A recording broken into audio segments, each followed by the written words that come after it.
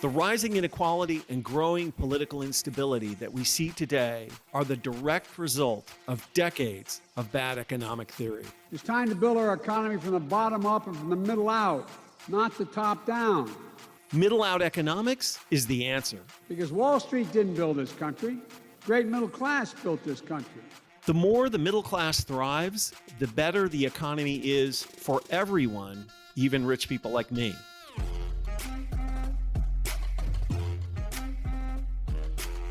This is Pitchfork Economics with Nick Hanauer, a podcast about how to build the economy from the middle out. Welcome to the show.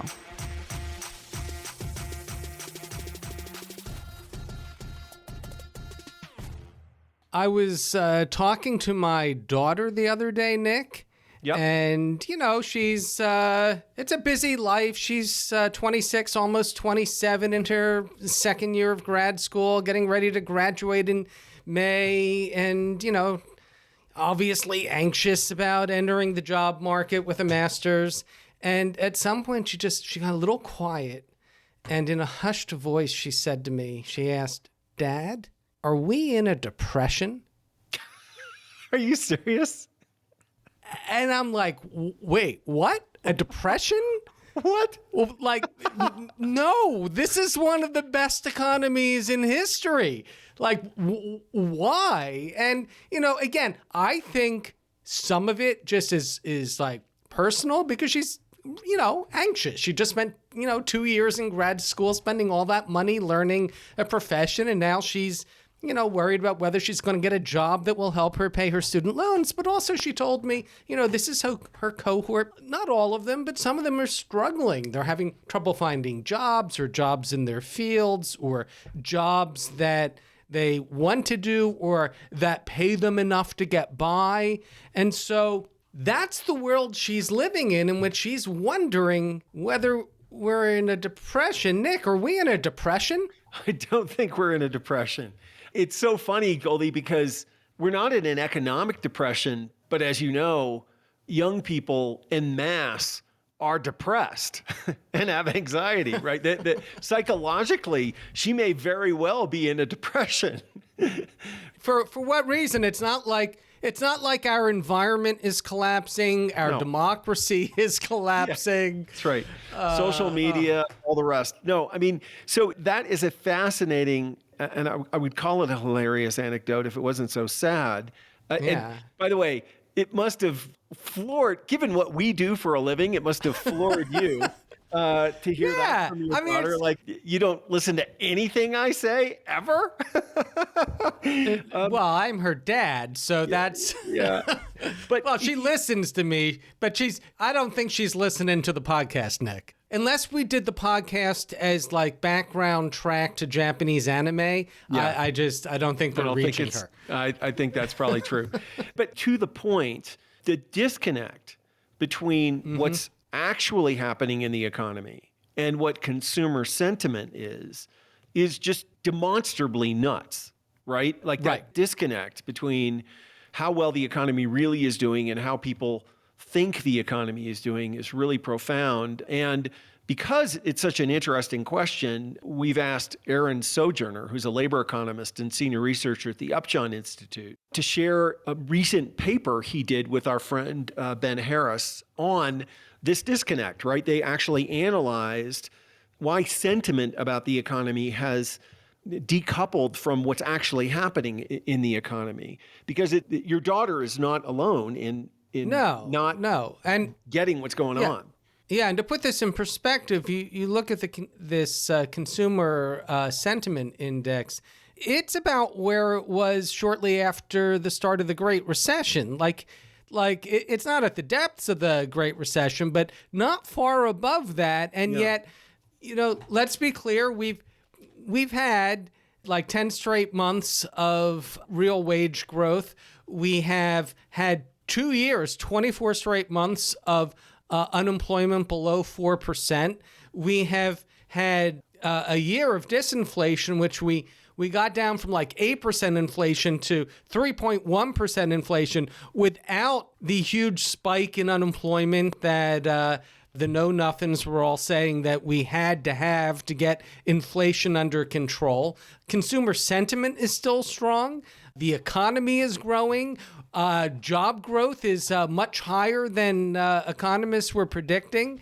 And it keeps going like this month after month after month, to the point where now even economists are admitting that, maybe it looks like we're not going to have that recession after all, let alone the depression that my daughter wondered if we might be in. Yeah, it's a fascinating question. In any case, this report that Ben and Aaron wrote is absolutely fascinating. And so why don't we jump into a conversation with him and find out what they did?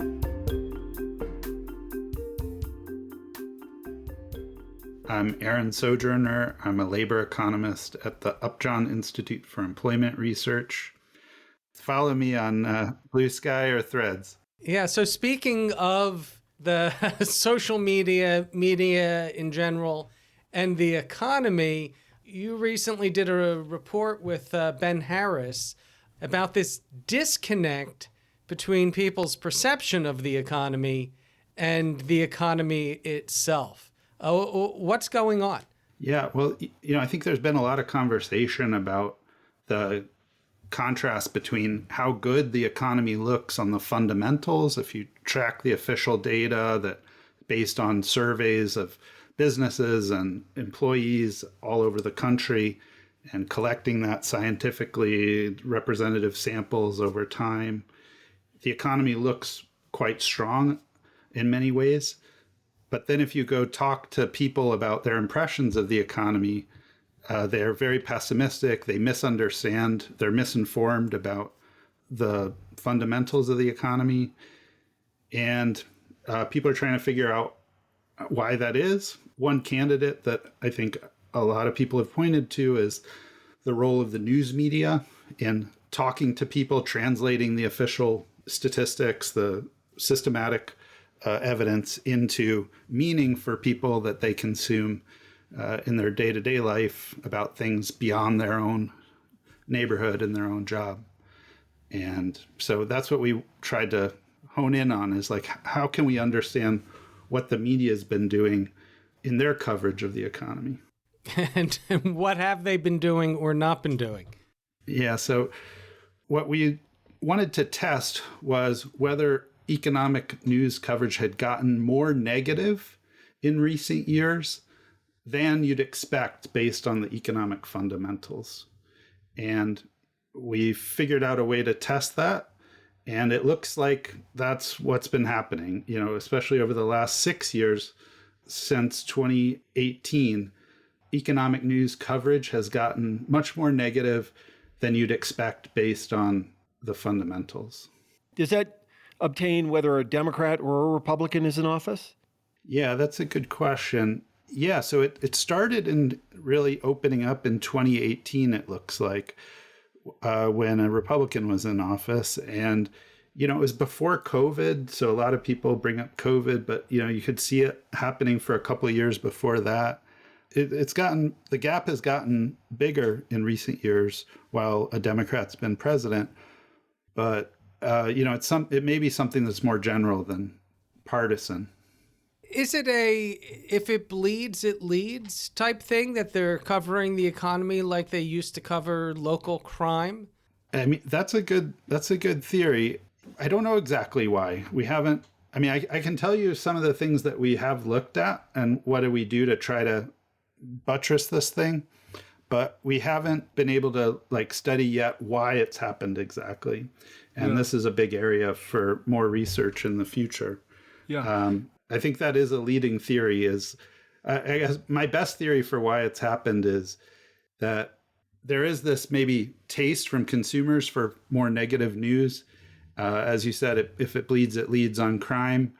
Maybe in the past, economic news reporters and editors were kind of insulated from that pressure a bit and just sort of followed the official statistics more and let that inform their writing. But maybe in recent years, they've gotten more tuned in to audience analytics, social media analytics, and sort of noticed more. They're competing for clicks too, right? Yeah, exactly. And so maybe they can see and feel more pressure to get those clicks any way they can than they used to. And maybe that leads to more negative tone. Yeah. So, Aaron, in the piece that you wrote with Ben, you explored a bunch of possibilities. One of them was the fundamentals. And in our work on political economy, I would say that one of the biggest learnings I've had over the last 10 years is that for 9 out of 10 Americans, or something like that, the economy does not exist as an abstraction, right? They don't. Yeah. They are not listening to this podcast. They do not know what GDP is or what it means or how it affects their life. The only thing the economy is to most people is my job and the expenses. That's it. And the statistics that I believe are true is that, in basic terms, Americans' per capita disposable income since Biden took office has increased by 5.5%. But after adjusting for inflation, per capita income is down by 8.1%, right? Like, the reality is that we've had this significant set of price increases caused by this global supply chain shock. And for most people, if the prices they're paying are higher than they used to be and their incomes have not exceeded that, then that is their definition of whether the economy is good or not, right? Their spending power has declined in real terms, and that has affected their lives in real ways. And I think that's just true. It's not President Biden's fault. It's a very unfortunate artifact of the biggest economic conflagration in 100 years. But it is true, and I think your thesis is almost certainly correct too. That when you layer on massively increased partisanship and the need for the news business to spice things up by being ever more negative and I don't know, controversial, those things combine to create this gap between what's really happening in the broader economy and how people feel about it. I mean, does that make sense to you? I mean, well, I have a couple of reactions. So first, just on the basic economic realities. So I think seniors have, had it tough because they're largely on a fixed income. Retirees, who are relying on Social Security, have had it tough. And that's a big group. And, they don't have a lot of control over their income nor their expenses. And, they get increases at the end of the year, but, it can be tough and scary in the middle. For workers, the statistics it takes some nuance to interpret. So the usual statistics people use are things like average hourly earnings over time. If you look at that, it does look like since the beginning of 2021, real wages have fallen. But part of that is compositional. So part of that is that a bunch of low-wage workers got laid off at the beginning of the pandemic. And so it looked like wages spiked in that series. And then as more and more people got hired back, it looked like average wages were falling, but they weren't really falling. It was just that different people were getting hired. It was the mix. It changed. The mix that was working.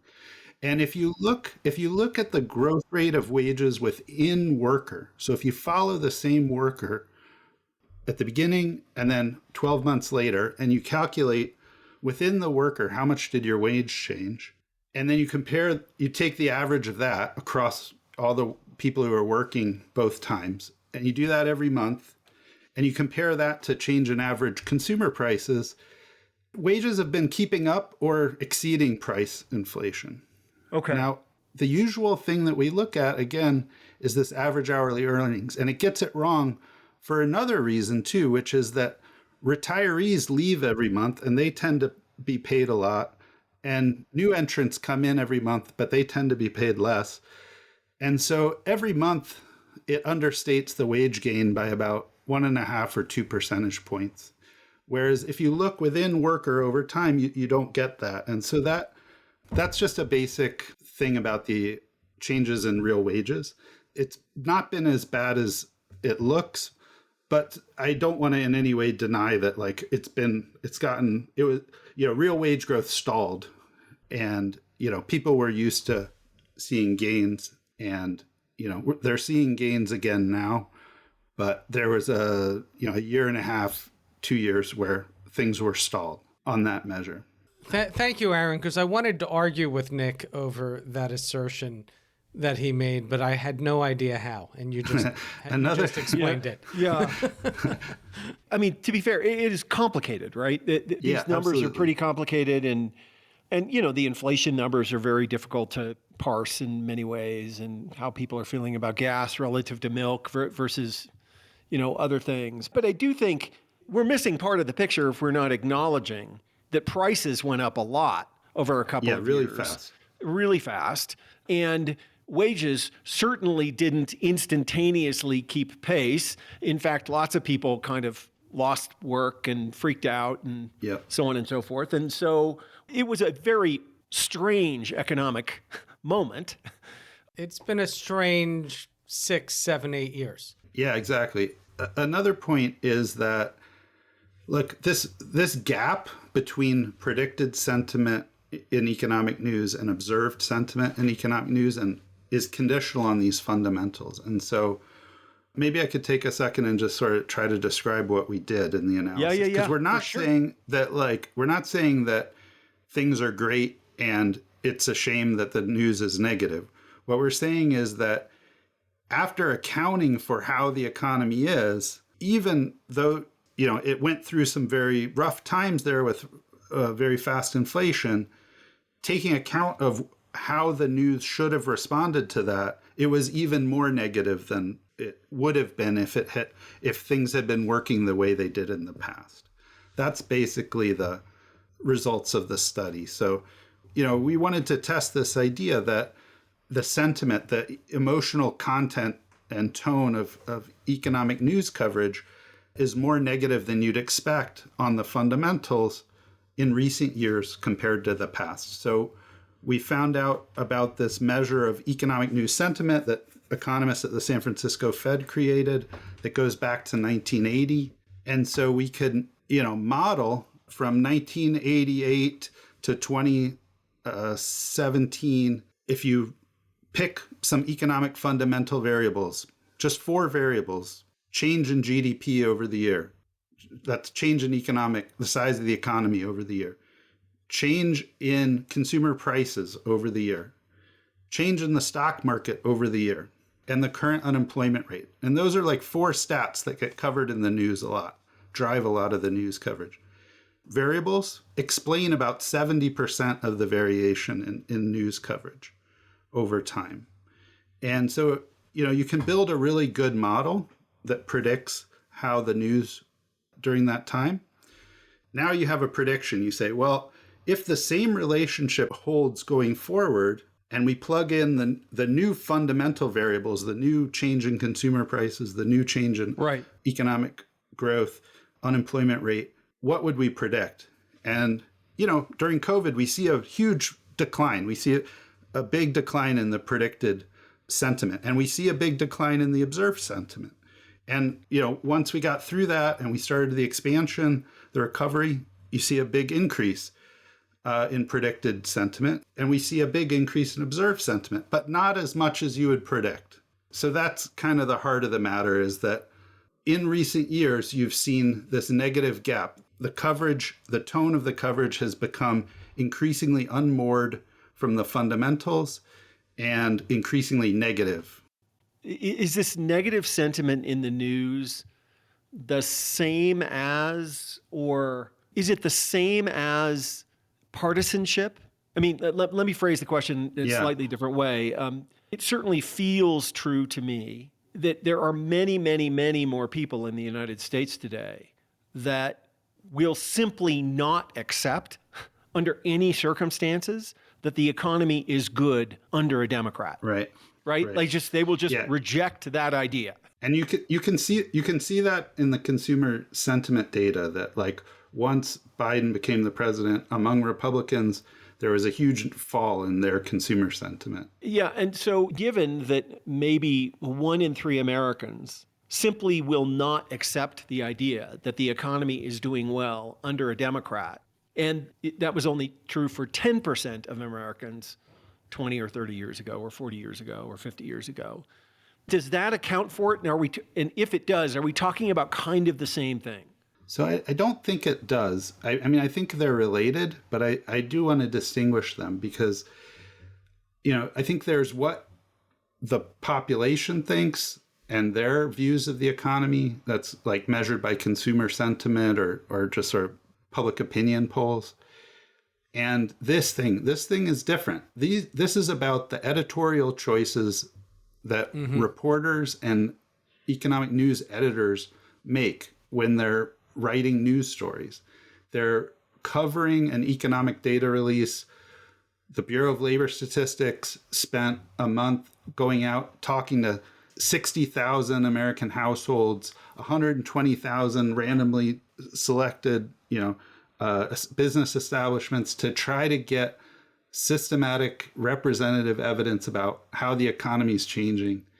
They did all their calculations, and now today they're reporting that news.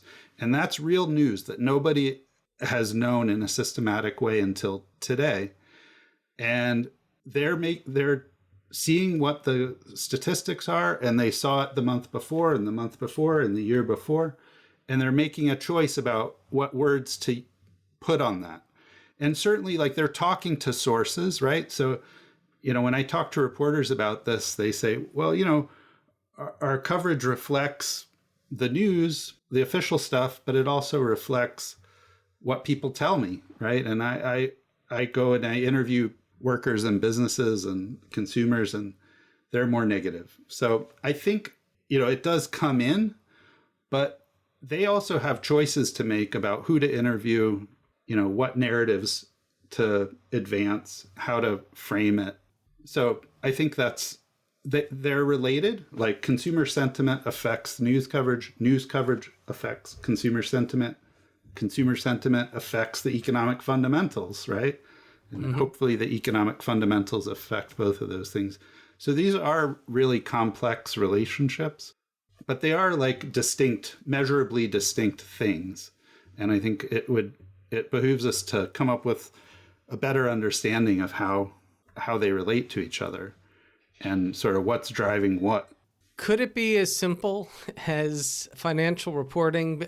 Reporting on the economy is so much more negative now simply because the lived experience of journalists is so much worse than it used to be, that they are in an industry that is in a perpetual recession, and they all fear for their jobs and their livelihoods, and so that is coloring their coverage of the economy at large. I mean, I know they're all fair and balanced and objective in their own minds, but we know that's impossible, so that subjectivity and lived experience might be leaking through.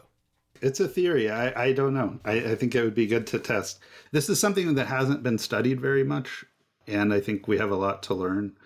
If you had the underlying data on all the news stories, we could measure like which reporters are writing the story and which editors are editing the story and which outlets are publishing the story, and precisely how much was the change in the unemployment rate, this month compared to last month, or expectations.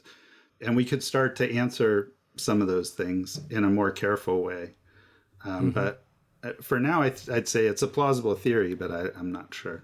There's one other thing I'm wondering about, and that is whether there's actually a disconnect between consumers' perception of the economy and their actual behavior. Because consumer sentiment is really low, but that doesn't seem to have an impact on consumer spending, and it certainly hasn't had an impact on hiring. Yeah, I think that's right. I mean, that's a fourth important thing, which is, consumer behavior and economic fundamentals. Maybe that relationship has changed too. There's a lot of moving parts here, and we have a lot to learn. I do think it's really important, though, to try to understand, because Americans now are like quite misinformed negatively about the economy. So when people are polled about basic facts, like which one grew faster over the last year, wages or prices, 90% of people get it wrong. So we say prices went up but faster, but actually wages went up faster. If you poll Americans and ask, are prices rising faster now, or were they rising faster a year ago? 3/4 of people get it wrong. They're rising slower now. So we need some shared understanding of reality as a democracy to make decisions together. Absolutely. Yeah. High functioning social systems are epistemic, right? They run on truth. Yeah. And if people don't know what the truth is, you can't, Yeah. you can't organize yourself in an effective way. All of this is like getting far afield of economics, obviously, but I just wonder how much of this is how news is reported and how much of it is the peculiarities of of just the psychology of humans, like, loss aversion, for example. People care about losing 4 times as much as they care about winning, by way of example. And if that kind of psychological proclivity is embedded in some of this stuff, in any case, what do you think we should do? Like, do you have a thought about how to make this better? Because I do think that we all, whether you're a partisan or not, I think we all do have a big stake in having a public which believes facts, right? Where their beliefs and the facts are roughly the same. Yeah, we really do. And it's, we don't have to agree with each other on values or on, policies. Yeah. But if we can't just agree about the nature of reality, like that's bad. a really fundamental problem. And like constructive policy debates, should be built on a shared set of facts. And then like, yeah, sure, we have different values, we have different priorities, but like if people don't understand what's happening around them, then it's really hard to make good judgments personally. It's really hard to make good judgments collectively. I think it's a great question. In terms of the loss aversion stuff, like, I think that could explain maybe why there's maybe a taste for more negative news, but it doesn't explain why there's been a change lately, because that's a constant. Yeah, you're right. So I think you need something that interacts with that. Like, that was my speculation that I had about, maybe at the end of the 2010s, like newsrooms got more plugged into and aware of social media analytics or media analytics, audience analytics. And so there was always this underlying tendency, latent tendency, but they just weren't that tuned into it. And then they got under more pressure to get more clicks, get more views, get quick feedback. And they noticed this kind of story does better. This kind of story does worse. I talked to one economics reporter from a high-profile newspaper.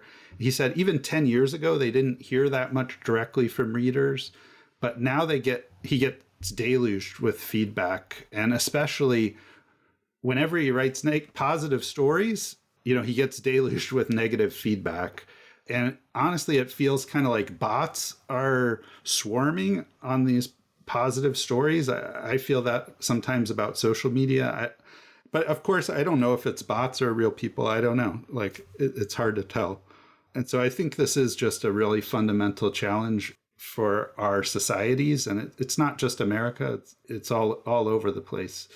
Figuring out how to create credible connections between reality and people's views. And so we can build shared analysis of what's happening, much less what we should be doing together in the future.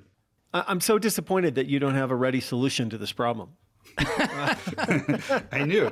See, this is why I was reluctant to come on, because you were going to ask me this, and I didn't know.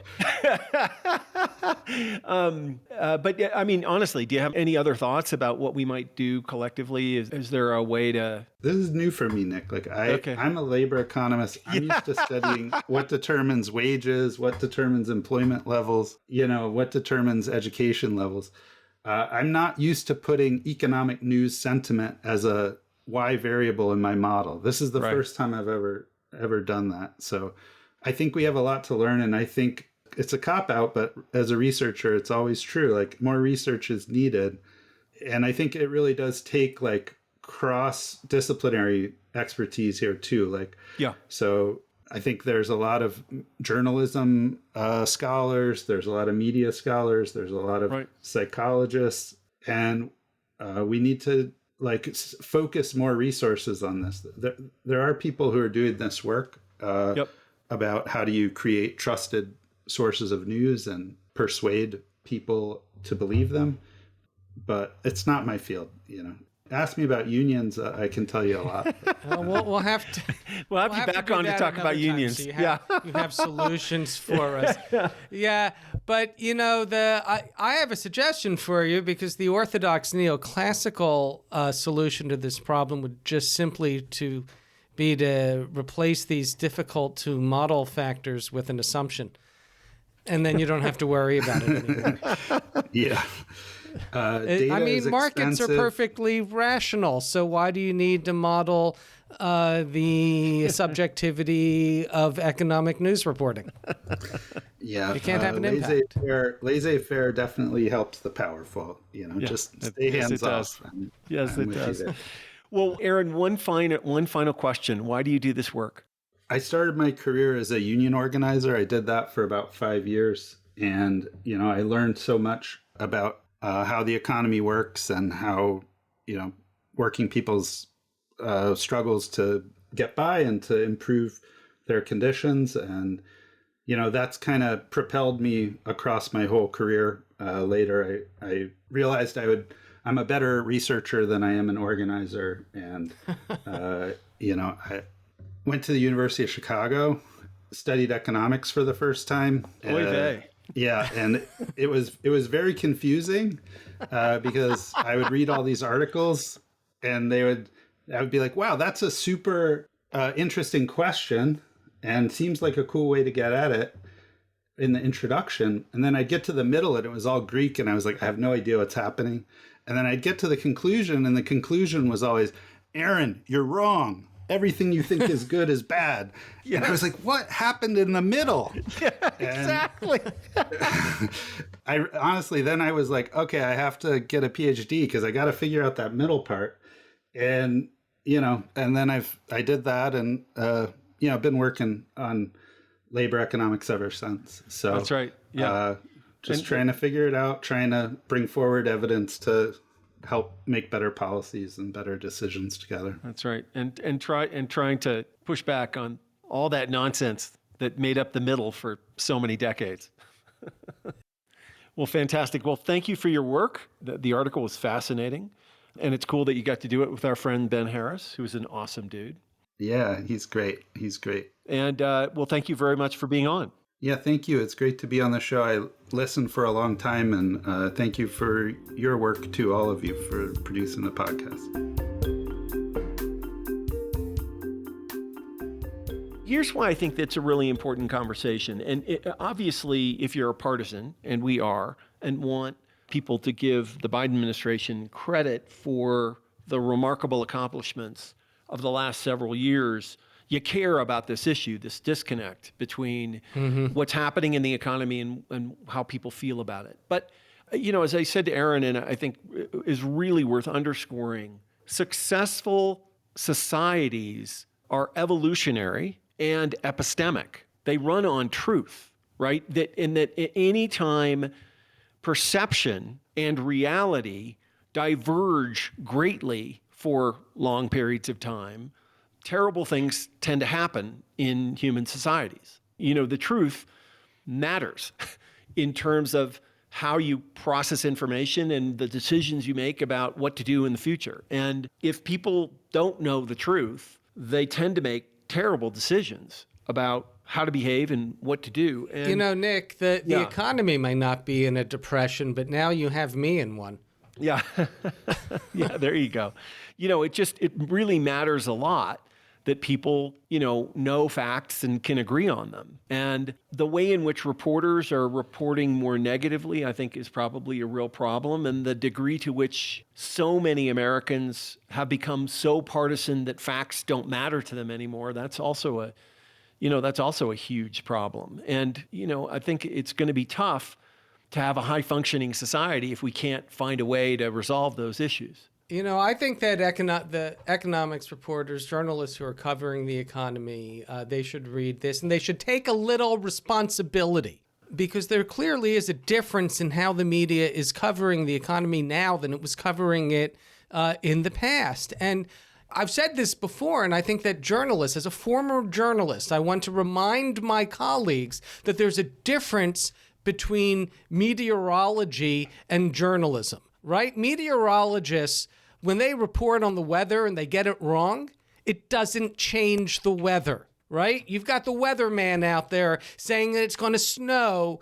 When it doesn't snow, he hasn't changed the weather at all. He was just wrong. But when a journalist gets the economy wrong, when a journalist is doing it leads headlines at a time when we have one of the strongest economies we've had in decades and a presidential election coming up where this is the main issue in the election, well, that ends up not just changing the economy, it changes elections. I mean, they have a responsibility to close that gap between subjective public perception and the truth. And I think it requires a little, introspection on the part of our media, because I know that most of them think they're being objective, that they're going out of their way to be objective, but clearly they're not. The data says that. Their headlines, their coverage is much more negative, not a little more, much more negative than the economy itself.